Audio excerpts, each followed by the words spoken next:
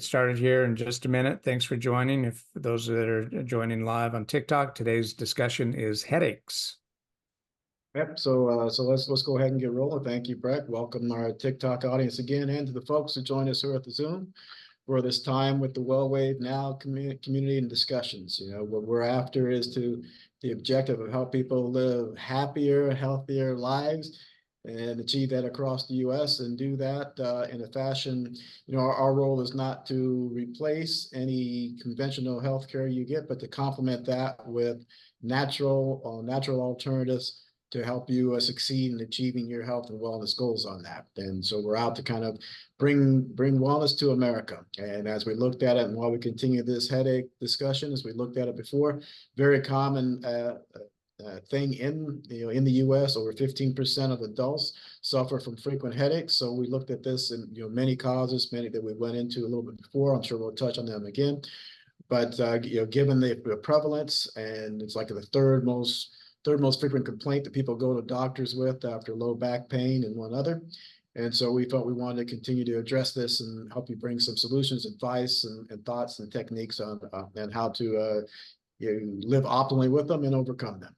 And so with that, we've got to do that, Breck Rice, who is the healthcare disruptor and also a very focused advocate for community wellness and delivering on the promise of improving community wellness with activity he sees has going on.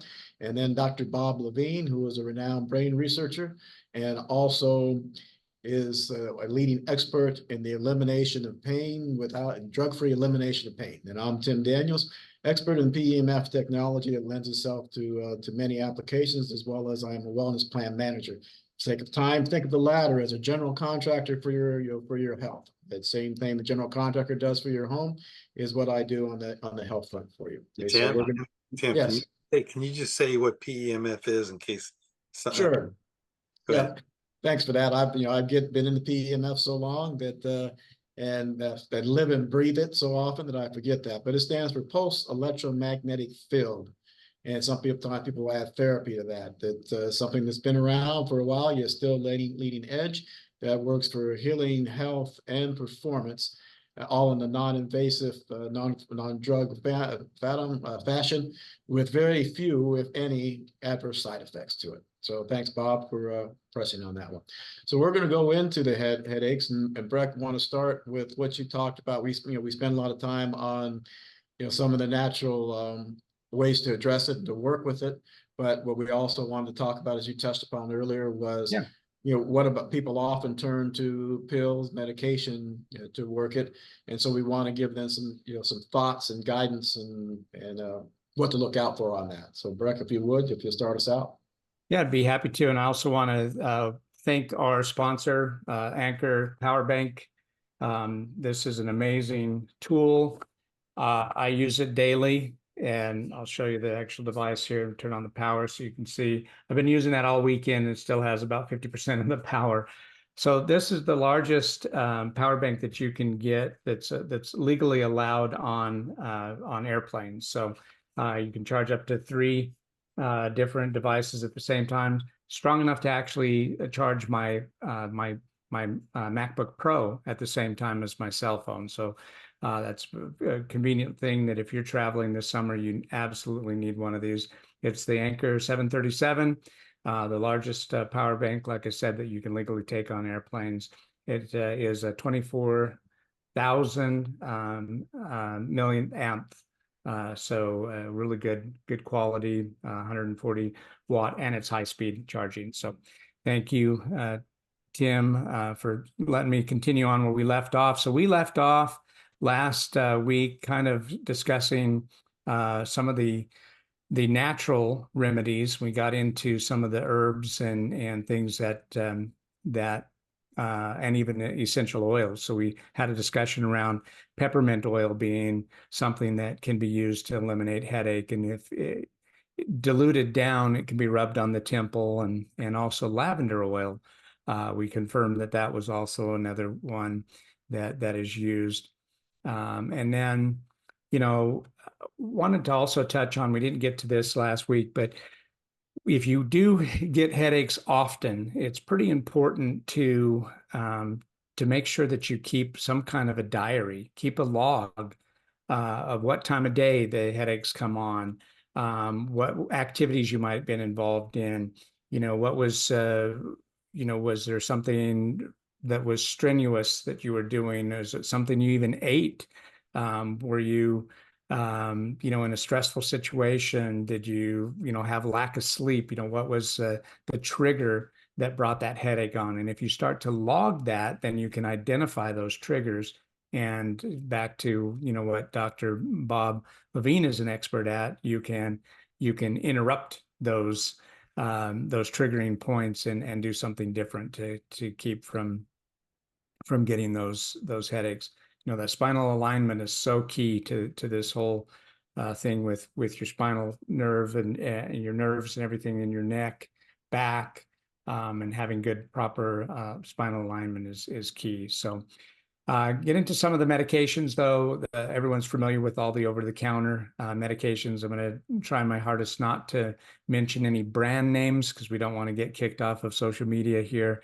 But acetaminophen is a popular over-the-counter medication. And a lot of people that take a lot of those types of medications, generic and brand, but you need to be very aware of some of the problems with it. So if you take them too often, you can start to have some problems with your liver. So it is very hard on your liver. It can also cause rash, nausea, headaches. You can have allergic reactions sometimes as well. Number two would be the non-steroidal anti-inflammatory drugs, or NSAIDs. So those are your ibuprofens. So your IBs are, there's some popular brands out there I'm sure everybody is aware of. Also can have some issues with your stomach. You can get heartburn, even ulcers, bleeding, and even some kidney damage. So be aware of not overtaking that. Yes, Tim. You're muted, Tim. Yeah, you're me.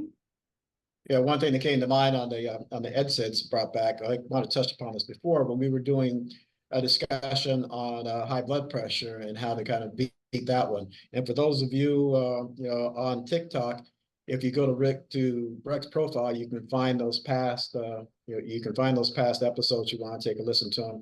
Those of you on Zoom, if you go into my profile on LinkedIn and go down through that, you can find it. We'll also give you a YouTube link to go look at that. But what the thing that impressed upon me, I've had a family history of high blood pressure and have been borderline for myself for a while. But despite having gone to, over the years, to the Stanford University Medical System, University of Chicago Medical System, the Yale University Medical System, and a couple others that were very, very top notch, no one ever pointed out to me that a potential side effect of the NSAIDs was high blood pressure, and that it could drive your blood pressure up. It wasn't until I found a community that you serve, Breck, and work with a local pharmacist, who just in the past year or so mentioned that to me after some demo work. She said, just be careful with this, and handling your pain that way because of that high blood pressure. So I just want to point that out as additional side effect. It's not often well discussed about what those NSAIDs can do for you. Yeah, no, appreciate that. Thank you for covering that as well. And we have some great resources also in the Facebook group, the Healthcare Disruptors WellWave Now. I just put the link for everyone on Zoom. There's a couple of links in there. We'll talk about the first link a little later, which is a free health risk assessment for you. But the Facebook group, WellWave Now, Healthcare Disruptors. And those that are here live on TikTok, please just go to the link in my bio, and that link tree will have the link for Facebook. I'll put this entire list of medications that we're covering, the over-the-counter OTCs, as well as the cardiologist prescribed medications here. I'll put that up after this live so that you have those resources to go back to. So we've covered, the ibuprofens, some of their side effects, also naproxen. There's a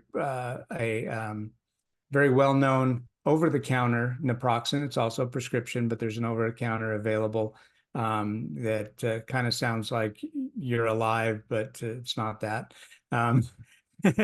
Bob's laughing at me.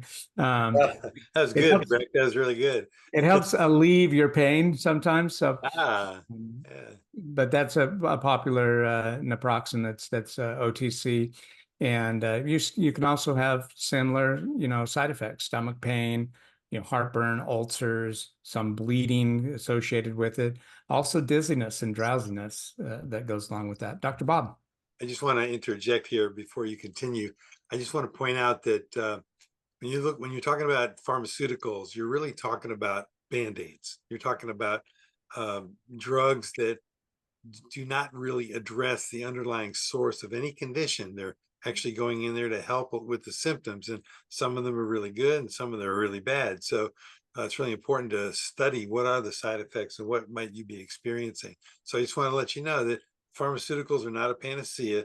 They can provide some benefit. You just have to be careful with them, and you have to know that they're band-aids. They're masking symptoms, and you ultimately want to get to the underlying source of whatever's going on for you. Thanks, Brick. Yeah, no, thank you. Appreciate that.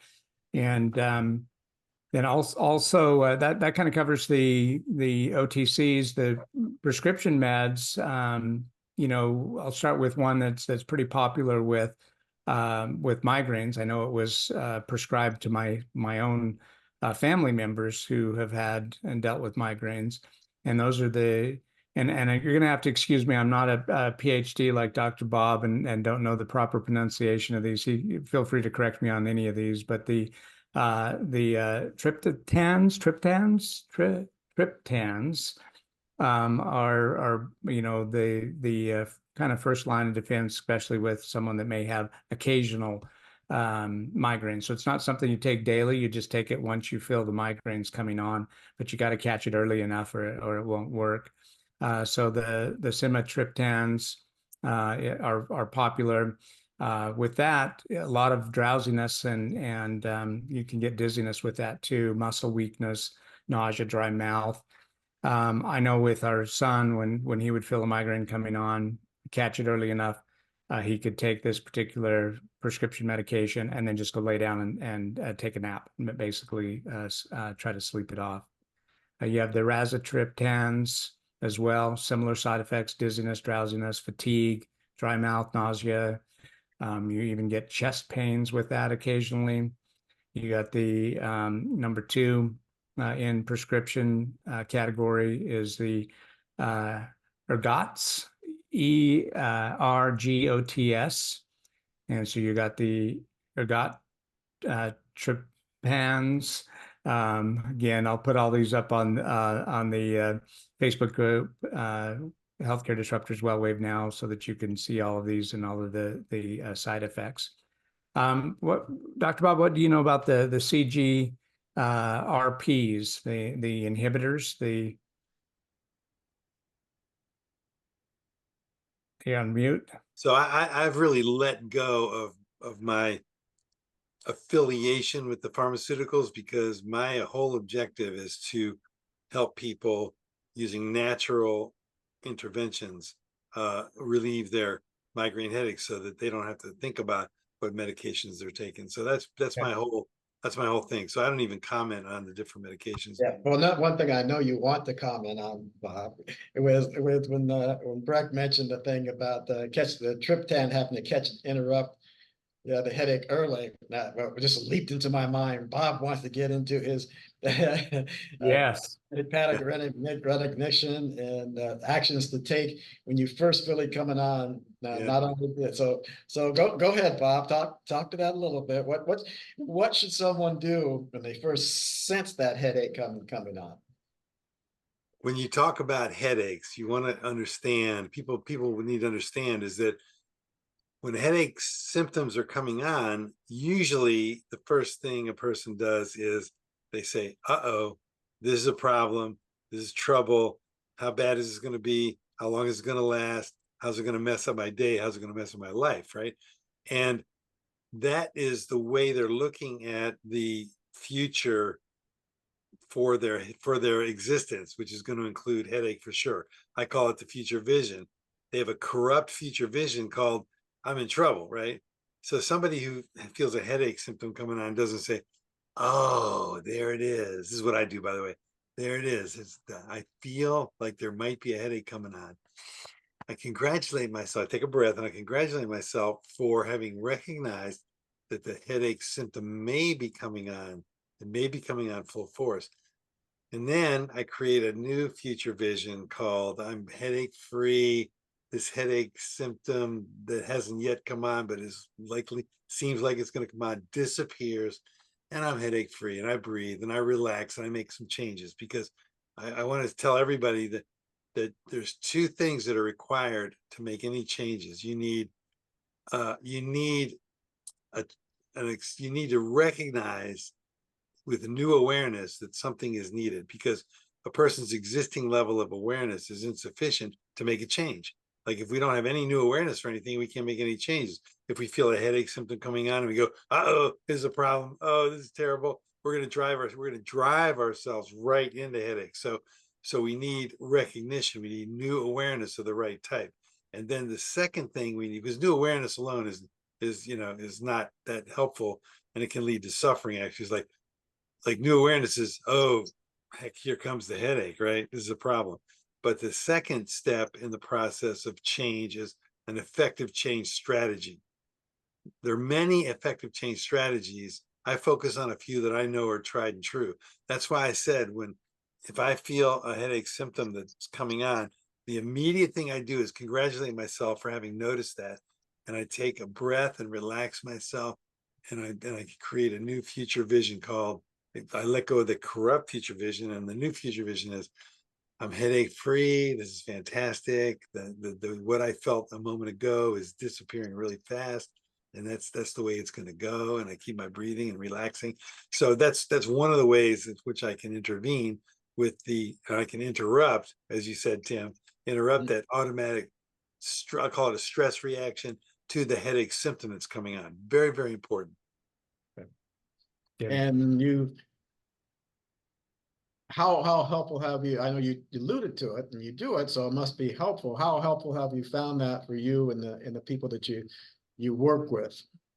Yeah, well, I teach automatic pattern recognition and interruption from my system to everybody, because that's the change strategy. Automatic pattern recognition, because the automatic patterns which reside in the subconscious mind keep people stuck where they are, producing the same result that they don't want, and wondering what's wrong with them. There's nothing wrong with any of us. The only thing that's going on is we're stuck in some kind of automatic pattern that resides in our subconscious mind. So I teach this to everybody, and it really is, it's amazingly effective, especially with people who have headache symptoms, because the headache symptoms I found are really easy for people to interrupt once they have the process of how to do it, how to recognize it, the symptoms coming on, and how to interrupt their previously automatic reaction to it, which drives them further into the headache. I've had people who I've worked with who get these 4-day migraines. They're in it for 4 days. And it's just horrible. I can't even imagine. And I've been able, through guiding them through the automatic pattern recognition interruption system process, to interrupt and I've done this over the phone with people that I've never even met, right? Who found out about me, they've contacted me, they want some help. So I've helped them interrupt that whole response to the migraine symptoms, even if they're in the middle of it. And there they go, they're out of it, and they love it. It's incredible. So that works really well. Okay. Now, and then one of the things we dialogue with, it brought to mind dialogue about, was where you had done some study work on, I think it was area where posture and alignment and things of that nature leading to headache. So I'm sure I know you coupled automatic pattern recognition and intervention with that, but talk a little bit about what came out of that study and other findings you found, because a little more preface that, as you know, Brett talked about, I applied keeping the diary for self-awareness, root cause. A lot of that root cause of headaches happens to be some of the posture and alignment and things of that nature. So Bob, take it more if you would. Yeah, thanks, Tim. So I did a clinical study years ago with chronic headaches, migraine headache and cervicogenic headaches, and there's other types, but those are two of the more prevalent ones. There's sinus headache and cluster headaches and others. But in terms of migraine headaches and cervicogenic headaches, I did a clinical study using a I'm sorry, Bob. What was the second type of headache? there's cluster headaches Right. and okay, cervicogenic. So cervicogenic. So by the way, so cervicogenic headaches are called cervicogenic because they originate in the cervical region of the spine. So it is speculated. Okay. I when I think of headache, I say, okay, what's up? What's your symptom? I have a headache. Okay, I don't need to know if it's migraine or cervicogenic or cluster or sinus or whatever. I just want to know that they have a symptom. I go with symptoms, not diagnosis, because what we want to do always, all of us want to do this, all practitioners want to do this. We want to relieve the symptoms as fast as possible, right? And so this study we took, and I was working in the Department of Neurology at Henry Ford Health System, and I had the physicians referring patients into my study, and we compared deep tissue manipulation for structural balancing, getting the posture aligned. So if somebody walked in with a high shoulder and a forward head, you would release the muscles in the front to allow the head to go back over the shoulders, which everybody who has a forward head posture should be understanding that they need to do that to get the head back. And then, of course, releasing the muscles that are holding the shoulder high and releasing the muscles that compensate to hold the shoulder low, which leads to a lot of frozen shoulders in people. So understanding, and there's all kinds of postural misalignments that go into this. And, you know, I'm fortunate enough that I'm having trained so much in this, I can spot these things in a couple of minutes. And if I watch somebody walk, I can really tell what's going on. But so, and we compared that to a light touch relaxation massage that was not designed to affect the tissues in a deep way, and it was just a relaxation massage. So that was I thought that this study is going to be incredible. The gentleman who conducted the neuromuscular therapy, Paul St. John, brilliant practitioner. He's in Florida in the Clearwater area. If you ever get a chance to get to his practice, it would be wonderful. He calls it neurosomatic education, neurosomatic therapy. He teaches neurosomatic education too. But he did this study. He flew up from Florida every week to do the study. And we had sessions done with people at 10 sessions once a week. And what was amazing to me, this has taught me so much. This trial was one of the fundamental things. It was actually my first clinical trial because I taught myself how to do them at Henry Ford Health System and carried them out. So the patients, I interviewed all the patients before they came into the study. They tracked all the things that Breck talked about, time, triggers, and especially time spent in migraine. And these people in cervicogenic, these people averaged between, the range was between 6 and 8 hours a day in headache, whether it was migraine or cervicogenic. Can you imagine being in a headache like that, 8 hours a day? It was a mind blower to me. And people from all walks of life, young, old, white, black, Asian, Latino. We had everybody, all kinds of people, different walks of life, retired, working. We even had a couple of students. We had everything in there, every type of person in there. And when I was interviewing them, what I was realizing is these people all are so different. They have different backgrounds, different histories. Their postures were different. Their way they moved was different. And I didn't know about, I hadn't created the automatic pattern recognition interruption system yet, because this study was critical to me understanding also about multimodal therapy. We had great results with this study. From the study, the deep tissue manipulation for structural balancing, we measured postural alignment before and after, relieved headache 50%. The time spent in headache was reduced 50%. Huge result, right? To go from 6 to 8 hours down to 3 to 4 hours in headache, compared to zero change in the relaxation massage group. And, but to me, I was so disappointed because, I go for symptomatic elimination without drugs. That's what I always go for. And anytime I can't get that, I'm disappointed, really.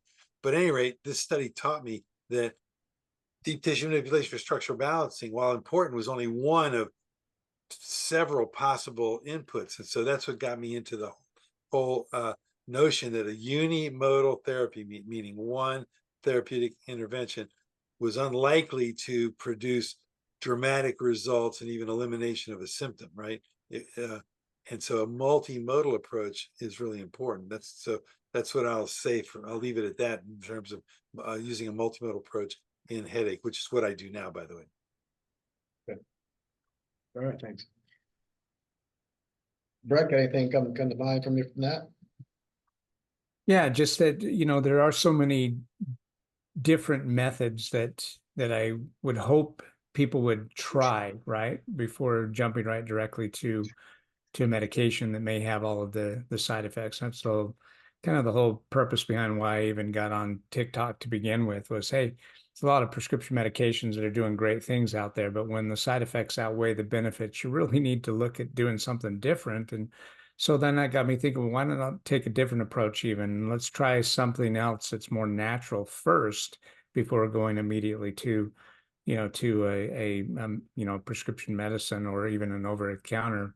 We see how many problems people are having with their stomachs because of, overtaking, over the counter medications. So So that's where I kind of got started on with TikTok. appreciate it. A question on that, and then leading the comment for it. You often talk about when we talk about using drugs, medication prudently, making the right drugs.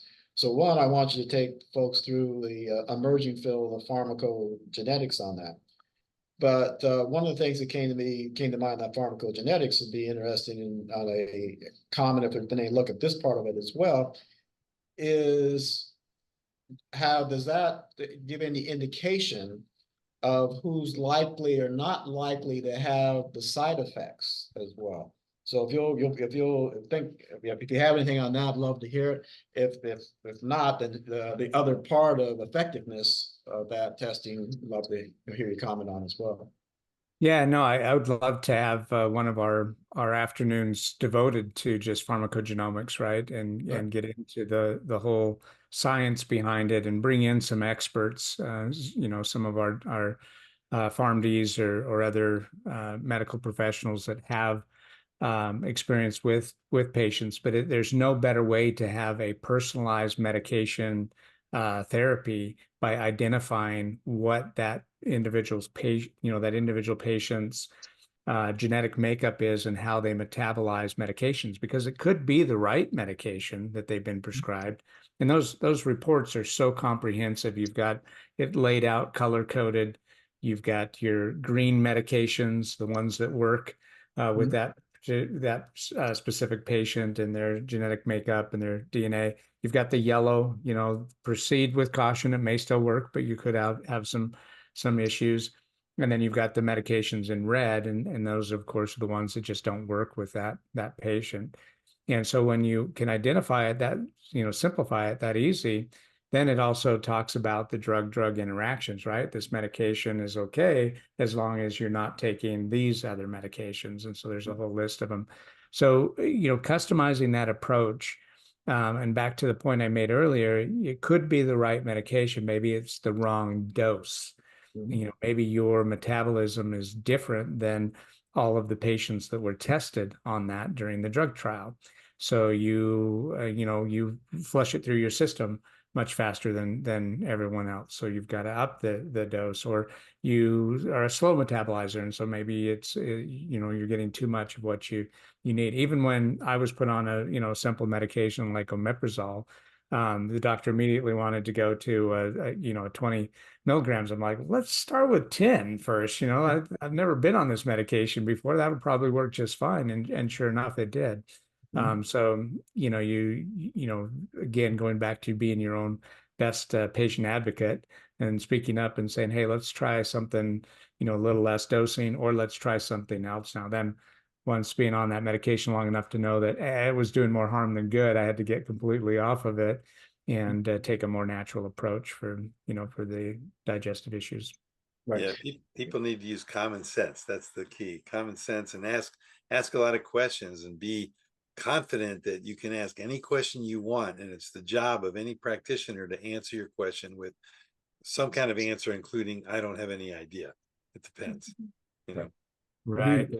Yeah, and I like that we've re-stressed that again, and for again for the audience, we did do something early on the community we call effective communications, and part of that was how do you communicate with your healthcare professional. So we continue to bring that up here because it is so important. But also, if you go back and take a look through like I said, TikTok, go to Breck's profile. You'll see a pointer there to where we'll take a look at it. For the folks on Zoom, I put a link in where you can find past panel discussions there. But, that part, Bob, you talked about don't be, I think, still there's so many of, can I kid you a little bit, Bob? Can you go ahead and Yeah, kid? sure. There's so many of your generation, which I'm probably part of, that, I'm trying to figure out which direction I go in. yeah. But there was like my old, wrestling coach, high school wrestling coach. I remember we were talking about it. He was going through, yeah, he actually had two cancers. One was a prostate cancer, the other one was pancreatic. But I mean, I think he kind of defeated prostate. So it was probably during that one when he talked to me. He said, "Hey, people think it's tough. You just go in there and you just listen to what your doctor has to say, and you just do what your doctor has to say." That's the mindset of so many, where yes, I think I go to my doctors because I have, I believe they're qualified, I believe they're skilled, but I think it ought to be a dialogue as to just you talk about, you're putting me on this medication. Why is it necessary? What do I think can we take? What about this dosage? Can we, is this the right dosage? Or do we have to be at this amount? Having that dialogue, as you say, I have actually found when they're, especially when someone has thought about the questions and looked at it a little bit, I have found, my medical team to be very, very receptive to that and kind of say, I'm so glad that someone is taking a proactive approach to their health, in on this. So I think, people should, might be surprised at how much their doctors want to have that dialogue and want people to have those intelligent conversation questions with them. Yeah, that is so key because I think we as patients have conditioned providers to just go ahead and pull out the script pad, right? We're a want it resolved immediately. There's got to be a medication for that. I want it to go away, and I don't want to take any personal responsibility. I have to do something different. I want the easy way out. We're a microwave society. We want everything instantly, and so yeah. Doctors do appreciate that when someone steps back and says, "No, I want to take responsibility for my own health care here," and what would be some alternatives to immediately going to this, suggested medication that may be, because let's remember, it's the practice, it's not a perfect, it's, practicing medicine. Right. Because that one medication may be great for 1,000 patients, and you just happen to be one that it isn't great for. And it's usually the odds are the other way around because, only can positively affect maybe 30 to 50% of the patient population. The other 70% potentially could be getting no benefit from the medication. Right. And then that just prompted me. I've got, like Bob's got his automatic pattern recognition. I've got my PEMF thing that's always hits me. And that prompted me that I've got to put it in that to talk about that pulse electromagnetic field therapy that I encourage people all to get familiar with, because it has such a wide range of impact, and all three of us use it. And have that discussion with their physicians. As physicians, have they heard about it? Do they use it?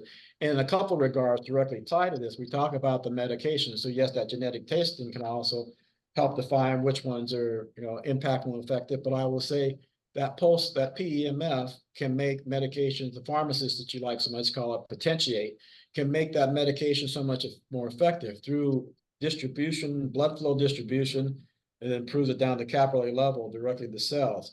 It also enables the cells to function better, so they uptake it better. So what does that mean?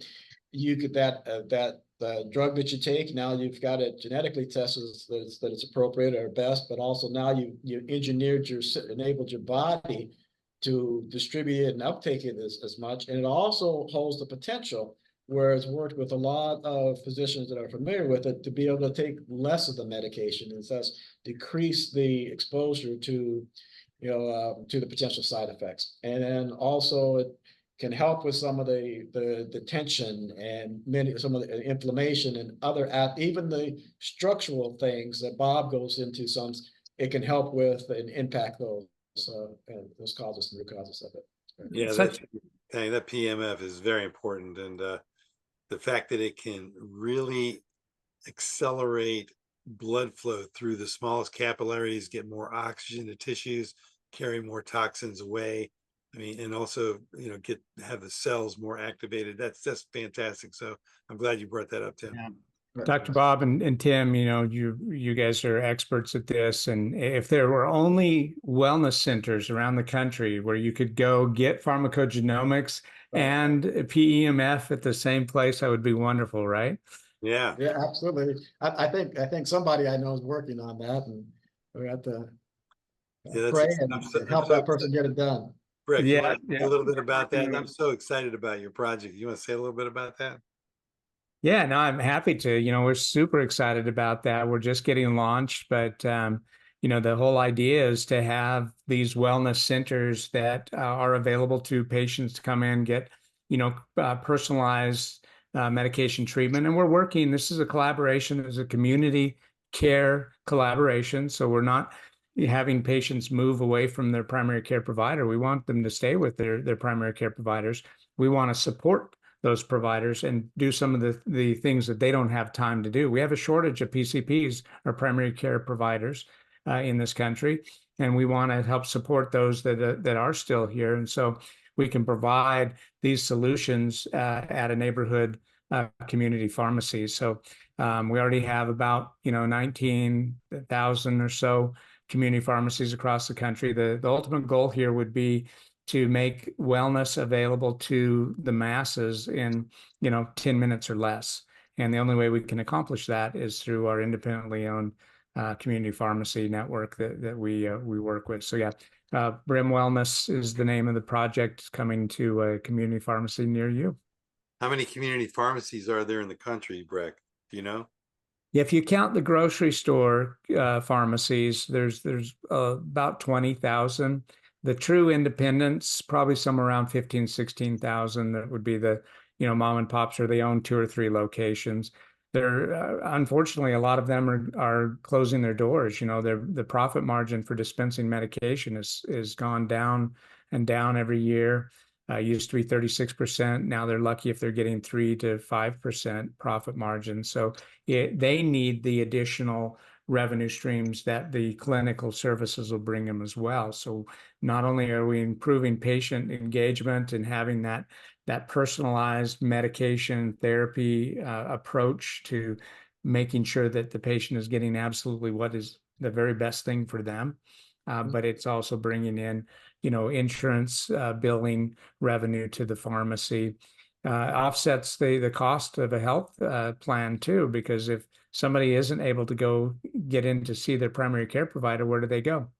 They go to an urgent care or to an emergency room. Those costs are inflated by 20 to 30 to 40%, 200% if you go to the emergency room. So we can really help with the overall burden of the health system that's paying for those visits. Fantastic. I love the project, Breck. Thank you. Yeah, thank you.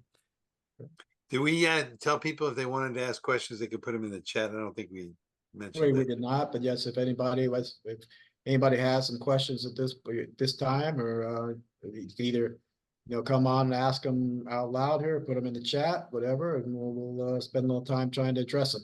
And to our Zoom and to our TikTok audience and guests, what we normally do is about that time. We've actually gone over it a little bit. We usually try to go about 25, 30 minutes, a little dialogue, discussion, guided there. And happy to have that questions included even in that portion. But then we also would like to stick around for another 20 to 25 minutes. If anybody's got any questions that they want to bring up on the topic of the day or something they heard in the past. And even in the future, because I have to thank one of our audience members for what we're going to talk about next week. And she's coming right on with the question now. Go ahead, Diana. Hey, yeah, thank you. This is always so exceptionally informative. Thank you so much. I was just curious that to know if there are any specific foods or habits that trigger the headaches that somebody should be aware of in terms of their own physiology, in terms of what they could possibly be eating, that then of course they see something being triggered by that. Does that happen a lot? And I was just curious if there's a sensitivity to food that triggers headaches. I would say absolutely. You know, you have some foods that are more, um, you know, they create inflammation, and that's where It's, pain comes yeah. from. Yeah. So we had talked a little briefly about diet and adjusting diet and including, you know, foods that are high in you know, magnesium, so magnesium rich foods like spinach and almonds, avocados. Um, Spinach, yeah, for me, but the almonds and avocados all day long. That's where I get my magnesium. I usually put too much salad dressing on my spinach just to make it taste better, and so then I'm defeating the purpose. But yeah, those there's definitely some benefits for reducing inflammation, right? And other dietary adjustment could be getting more omega-3, you know, your fatty acids from fish and flaxseed, walnuts are good source. Yeah, but what I would add to that, Diana, this is why I kind of was searching when you say, is it common or are there frequent ones? Certainly there are things that are allergies and that people are allergic to that also kind of trigger headaches. But that where to me it ties back so much to what Breck was saying earlier, kind of do your, because it's so often, and especially in taste, it's so personalized to people. So you kind of track it because there are certain tastes, there are textures that trigger things and then people. So the taste, particularly to your food, but there's also odors, certain perfumes. You know, smoke triggers headaches in people. Mhm. So you've got to, and you know, a certain perfume is not going to trigger it for me, but it might trigger it for somebody else and vice versa. Yeah. So I can't really think of things that said that, you know, these are the 10 most common tastes or smells that do it, but certainly there are. And so one's got to kind of track that for themselves and see what happens on a tailored basis. Yeah, caffeine, too much caffeine, not enough caffeine. You know, Oh, if you, no.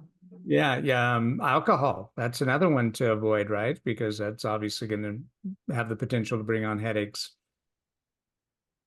You're on mute, Bob. Thanks. Yeah. Yeah. What Breck talked about with tracking headaches, it's important to keep track of when they come on, is going on at the time. I just want to address for a minute how static and movement patterns can affect headaches. So we're sitting in front of our computers now for 45 minutes. We haven't gotten up, we haven't walked around, we haven't done anything.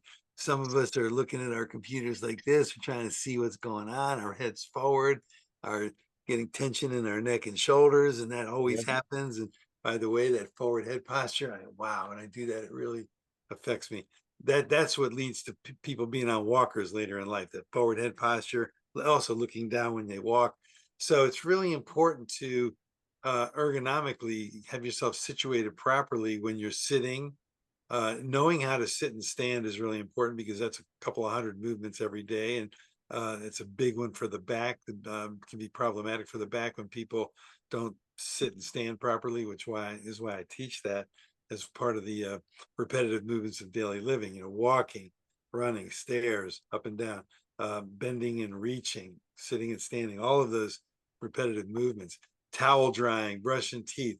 It's all patterned, and you never know which of these patterns is going to jump out and cause these problems. So for somebody who's prone to headaches, they have to be careful about all of their ergonomic positions that they're in, with, especially when sitting at the computer or looking at their phone and doing their texting, things like Yeah. that. Right. Right. So you got the positioning there, and then Diana, I kept racking my brain as I looked at the, you know, in two of my careers. I'm on career 2.5. So in one career, I did home care for the elderly and operated in 3 states. You know, career 3 now, it's my job to help people live and perform better for longer as part of that, and bring high tech from career 1 to some of the low tech, so high tech but natural PEMF and other things to the field now. So, but racking what I found in that home care environment, and to your point, yeah, I would see people, and that I was usually dealing with people between 79 and 90 in that, but I think it applies to other age group. I would see people getting headaches from, you know, eating aged cheese, from certain foods that were high in nitrates or high in MSG, other processed food, even some chocolates would trigger off some people. So those are some categories, but I still come back to that. So yes, food can trigger it, taste can trigger it, but it can be very, very individualized. So it comes back to Breck's thing of, and what we talk about self-awareness. And this even falls into Bob's favorite thing of automatic pattern recognition. If I find that every time I have a bite of chocolate, I have a headache, I feel a headache coming on, well, I'm going to tap myself on my shoulder and say, thank you, I recognize That's it. And then awareness. I'm going to move Yeah. on. That's Yeah, right. that- New awareness of the right type. New There you go. awareness. Step one in the change process, new awareness of the right type. Thank you, Tim.